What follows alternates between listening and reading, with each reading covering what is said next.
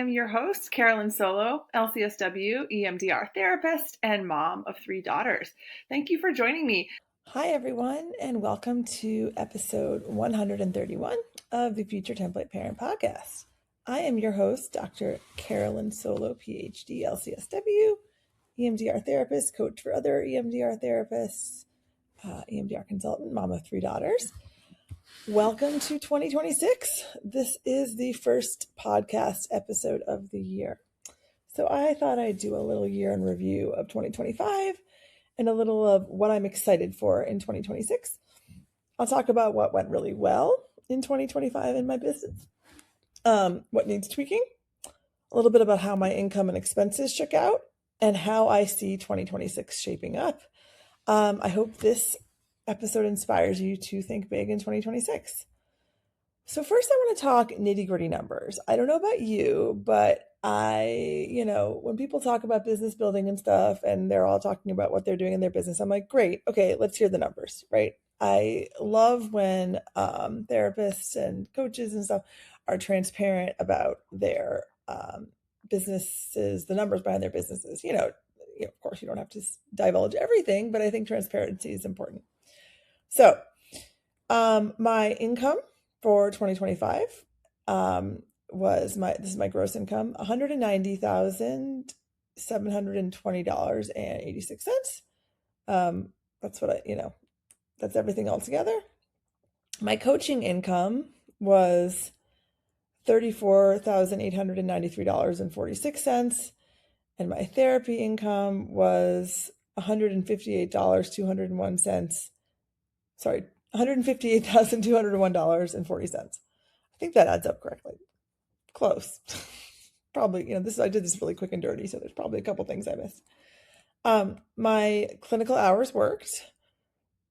So that was 158 grand basically for therapy income. Clinical hours worked 576 hours, a good split between intensives and ongoing clients. The number of hours I was coaching live, whether group or individual, was 32. And I averaged about 12 live hours a week between therapy and coaching. If you split it up over 52 weeks, of course, I took about 6 weeks of vacation. So, the live hours are a little higher there, but on average, if you divided it up over 52, I had 12 hours a week that I was, one-to-one or one to a few, doing therapy or coaching.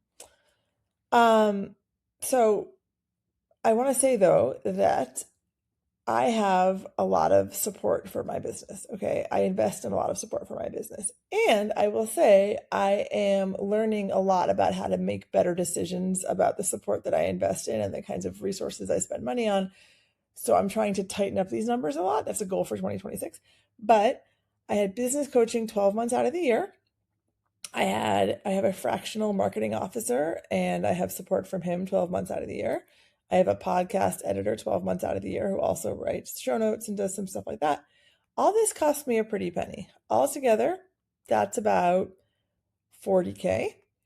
And I also spent about $31K on other stuff like software, EHR, paying for online communities, office rent, clinical trainings, business self-study programs and products, license fees, etc.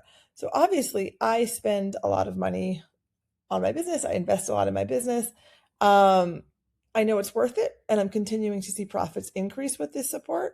So I really feel like in 2026, I'm going to have a larger profit margin, even if my costs are more or less steady. And I have done some, I'm starting to do some tightening up of my budgeting and my finances. So I actually think that's going to help a lot too. I'm getting smarter about that in a lot of ways. But clearly I believe in investing in my business. But still I netted, just under 120K after all my expenses, right? I started 2025 with some majorly lofty income goals. I was hoping to hit 250K in revenue and maybe 190K in take home. Obviously that didn't happen, but I'm still pretty proud of what I did accomplish. But why did that not happen? Well, one of my planned launches for the group course that I run did not happen. The timing wasn't great, and I don't think I had the oomph to put in the marketing that I needed to. I talk about that in a podcast episode earlier in the year. Um, my fall group was slightly under enrolled, so that played a role. I also took some unplanned and some planned weeks off of clinical work, like August in particular. I had to take several weeks off because of my just like a lot of stuff happening in my family. So I think I said I took 6 weeks. I might have taken more than 6 weeks off actually. But yeah, I really needed to take some time off at different times for kind of like family emergencies. So that definitely meant that my clinical income took a hit, but still, I'm calling this a very successful year. Even if I didn't quite reach those income goals that I had. But what went really well?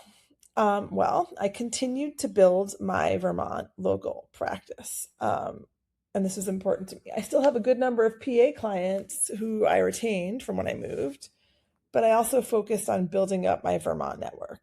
And I got some more in person clients, which justifies my $600 a month in office rent. I really like having an office that's not in my home for clinical work, certainly, but also for like other work. Just it's nice to have a separate space, but it needs to be, financially viable. But I did start attracting some hourly and intensive clients from locally. So I feel like, okay, now I'm having in person clients. I feel like I can justify this office. So that was good.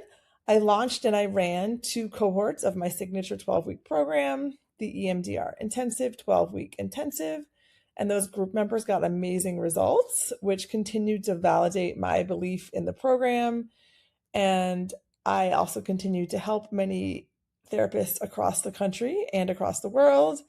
I had my first international coaching client this year. That was exciting. And that's really what it's all about. So in and of itself, that's successful, that I really helped therapists in their businesses.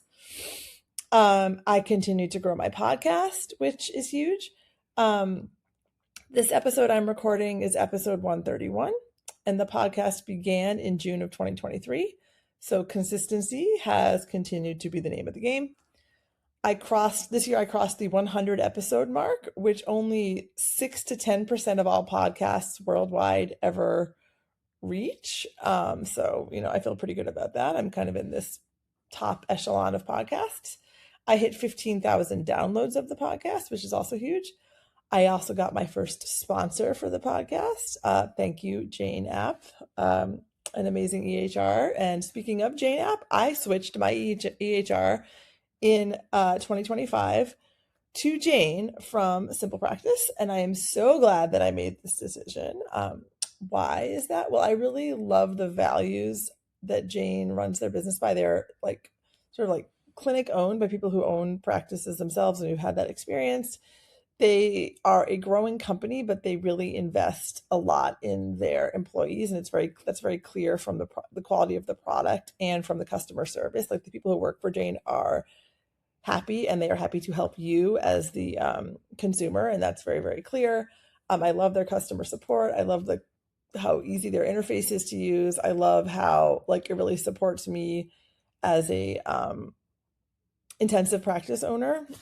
It's like the flexibility of Jane's software really works well with an intensive model where where you're kind of thinking outside of the box a little bit in terms of how you schedule and book people. And the price, I love that I am grandfathered into the price that I signed up for without any sneaky price increases like I've had before in the experiences I've had with other EHRs. So love Jane. Yeah. If you're ever interested in a demo with Jane, you should reach out to me. I'll give you all the info you need for how to get in touch with them. I'll put it in the show notes too. Anyway, so I switched my EHR from Simple Practice to Jane, which I've been meaning to do for a long time. So glad I did. I finally got my on-demand video course out into the world, which was huge. If you listened to episode 128 a few weeks ago, you got an inside look into the blood, sweat, tears, frustration, delays, time, dollars that went into making that happen.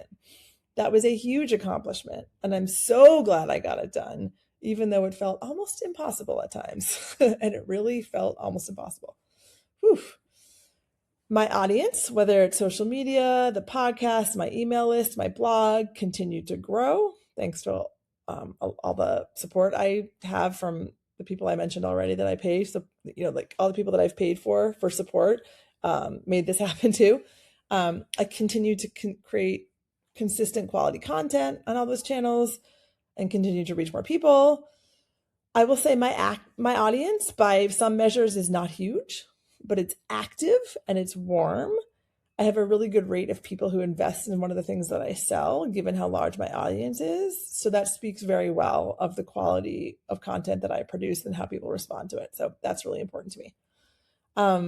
I guested on 3 podcasts this year, and that's something I'm working on growing in 2026.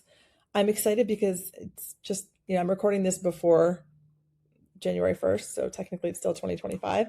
And I'm already booked on 2 big therapist podcasts in the next couple of months. And I'm excited to see the impact of those episodes. And so, yeah, I'm excited about continuing to guest on podcast episodes. I will say, too, that something I accomplished in 2025 was I became a lot braver in my marketing. Like, there were a lot of things that used to make me nervous, like DMing someone with a question or emailing someone and following up if they clicked on a link in a product that I was selling but didn't buy. I stopped caring for the most part about how I was viewed, if I was being cringy, if I was being too salesy or too pushy or something. And I actually don't think I'm really any of those things any more than anyone else is.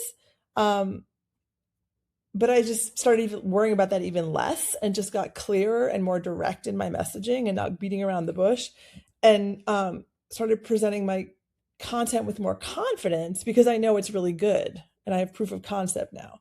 Like, I know from the therapists who worked with me that I have an excellent product that I should be proud of. And so that's how I talk about it now. And I'm not going to be shy about it. Like, I know this works. I know that what I'm telling therapists to do is achievable. And so I'm going to keep talking about it that way. I'm not going to be hesitant. And, I've also realized, like, what's the worst that can happen? Someone is like, I don't like you or I don't like what you said. Okay, fine. They're allowed to do that, but I don't really care anymore. It doesn't affect my bottom line. It doesn't affect how I show up going forward. So yeah, that's an overview of 2025. Lots of good. And a lot of the tough I didn't mention was the personal life stuff, which I've also talked about in other episodes, but I didn't just talk about just now. I will say that things overall in my home and life are much more stable, but 2025 was a lot. Kid crises, lots of illness, childcare woes, sudden death of my husband's father, a surprise move, all these things. My grandmother passed away. All these things impacted how much I was able to do, but I still kept chugging along. And I have fingers majorly crossed for a smoother 2026, but I also know that life continues to happen while you're building a business and waiting for the perfect time. There is no such thing. And that, I feel like this year was proven to me over and over again. And it's about, you just keep going no matter what's happening. You can't keep going with the same level of intensity all the time because things come up, but moving forward somehow, that makes all the difference. So on to what I'm excited about in 2026. I definitely see income growth as a given. I think 250K this year is absolutely doable and 300K is possible. I'm going to report back next year and let you know how I'm doing with that. So how do I plan to get to 250K or even 300? Primarily through an increase in my coaching income. I'm not planning on expanding my practice beyond where it is. I hope to get a couple more intensives on the books this year than last, which will help, but not really taking new clients beyond that. So looking to bring about the same amount in from therapy income as I did last year, about 150K, and that leaves at least 100K to bring in through coaching. So how am I going to do that? I'm hoping to fully book out 2 cohorts of my group program at $3,000 per person, 8 people a cohort. That's 48K. So that's half of that, 100K, not too shabby. I'd like to sell maybe 20 of my group course, the video course. Seems like a doable number. That's $20 times $997, which is the cost of the course. So $19,940. Okay, so now we're at $67,940. So I need to bring in another $32,060. I've got a few ideas. I'm currently launching a membership for alumni coaching clients. Anyone who completes one of my groups or any one-to-one coaching work with me or anyone who completes my on-demand course can join this group. $197 a month. And that's 2 group coaching calls, a message board that I respond to, throughout the month, and a bonus lesson each month. If I get 10 people to do that and they average 6 months, that'll bring in just over 11K. So now I have just over 20K to make. I have some plans for one-to-one coaching that should be able to cover that. I'm also hoping to get some additional podcast sponsors, and maybe I'll bring in another $1,000 a month from that income. And all that together, I'll definitely get to my 250K. And I think I'm being reasonable, not overly conservative, but not too optimistic with these numbers. And like I said, I'm also working on, streamlining my expenses a little bit so that that's not taking up too much of a chunk of that income. So enough about numbers. I realize that might not be something that everyone's interested in. I know I love hearing about how other businesses operate and make money, but maybe that's not why you're listening. So on to some other goals I have from 2026 that are not just monetary, but that will likely support my monetary goals. So getting on more podcasts. I mentioned this briefly earlier, but I know this is one of the best ways to broaden my audience. The more people who know about my podcast, the more podcast listeners I will get. Whenever I am on a podcast, I get a lot more listens. Like, it just happens quickly. Not only does more podcast listeners mean my audience and therefore my potential client base widens, but it also means I increase my visibility, as well as making more collegial connections with bigger names in the therapy podcast space. There's cool possibilities that could come out of that. As I said before, getting more podcast sponsors or brand deals or whatever you call it, that's also a goal for the year. I'm also tossing around the idea of hosting a retreat sometime this year. I would love to host a retreat for EMDR therapists who want to expand their practices and their income streams and bring in some EMDR principles, like maybe using GTEP to frame some of the time together as we envision the next phases of business and work through some blocks that are keeping us from getting there. And then the rest would be restorative, hiking, biking, swimming, massage, sound baths, connecting with colleagues in the beautiful Green Mountains of Vermont, where I live. That's where I'd like to host it. Not only do I think this is an exciting and enriching potential opportunity for therapists, but it would also give me more things I could teach to other therapists, like what are the ins and outs of running a retreat, because I think people are interested in that. And it would continue to create a network of colleagues who are creative and innovative. I want to continue to expand the video course. I have ideas for more lessons, more modules, more supporting resources. I want to keep making it better and better. The major structure and content and infrastructure is there, but there's endless scope for expansion and improvement. And something I really want to do for me, something that I'm not planning or pitching, I want to go on a business retreat, somewhere fun and luxurious, but where I'm also around other female business owners who are thinking big, who are doing big, maybe in a foreign country, somewhere I've never been. If any of you know anything about this, please tell me. I'm open to suggestions. I'm really curious about, I really want to do that this year. I think it would be really cool. Something boring, but very essential that I'm working on this coming year is continuing to iron out and streamline my systems, really find places where I'm wasting time and money that I don't need to be, and really getting those really clean and clear. And on a smaller self-care scale, I want to get a massage once a month. I've talked about this forever. I've talked about it to my own therapist, and I haven't done it. So I'm putting it out there to commit to. In 2026, I just think that, especially as I get older, just what we take on as trauma therapists is heavy in so many senses of the word, and it does live in our bodies. And I feel like also when I get a massage, the connection I feel to my body really deepens. So I want to make that a part of my practice, of self-care. So I'm putting that out there. And I already have one scheduled for January. So, and I have a few hobbies I really love, and I want to make more time for them in 2026. And these hobbies are watercolor painting, playing the piano, and outdoor recreation of all kinds. I mean, I love cross-country skiing, downhill skiing, snowshoeing. Right now, we're enjoying a truly phenomenal winter so far in Vermont. I'm trying to get out as much as possible. I've already been skiing 6 times this season, and it's not even, I'm still recording this at the end of December. That's the first month of the season, and I've done that, so I feel great about that. And then in the summer and fall, mountain biking, kayaking, hiking, trail running. I will make more time for all of this. I actually know this is true because of some of the things in my personal life that has straightened out in the past year. But I also know how important it is. Like, that's a huge part of why we moved to Vermont, is that lifestyle, that outdoor lifestyle. And it's so healing and so restorative for me. And it's something I enjoy even bringing into my clinical work and talking about with clients, and even like integrating into my intensives, sort of like connecting with nature.